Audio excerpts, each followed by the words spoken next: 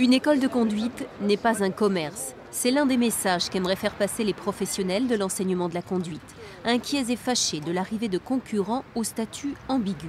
Aujourd'hui, on va utiliser des gens qui sont bénévoles. Avec quelle qualification? Nous, les écoles de conduite, ça fait des années qu'on a des plans de formation pour nos moniteurs, de façon à évaluer leurs capacités et qu'ils soient de plus en plus performants.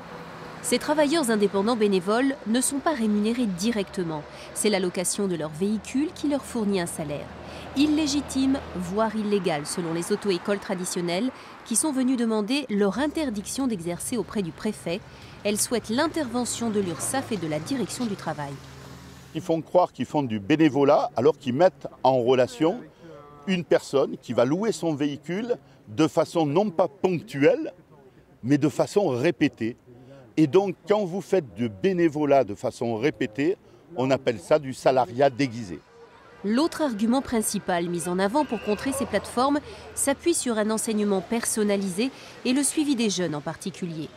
On connaît notre élève avant d'aller dans la voiture. On va pouvoir adapter cette formation, qui est une formation éducative, puisqu'ils ne savent pas conduire en sortant de l'examen. Ils ont des prédispositions, ils savent gérer 30% des situations.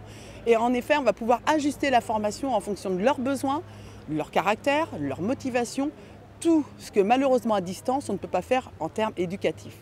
Quant au coût, les auto-écoles plaident pour l'instauration d'un fonds de solidarité afin que le permis à 1 € par jour soit accessible à tous.